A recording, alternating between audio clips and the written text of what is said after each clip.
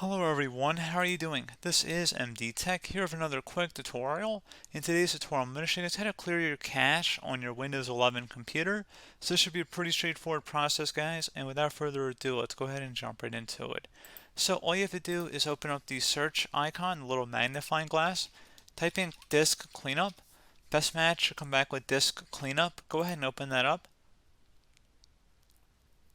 You want to go ahead and make sure DirectX shade cache is checkmarked, as well as temporary files and program files in here too. And then just go ahead and make sure that they're selected, and then select cleanup system files.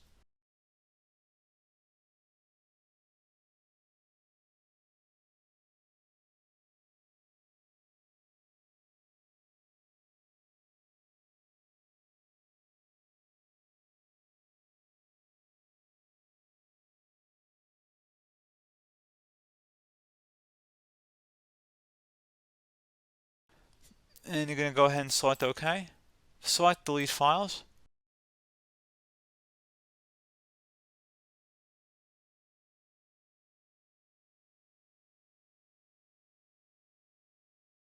And there you go, guys. Should be as simple as that.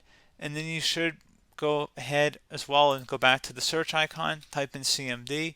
Best result should come back with command prompt. Go ahead and right click on that and select run as administrator.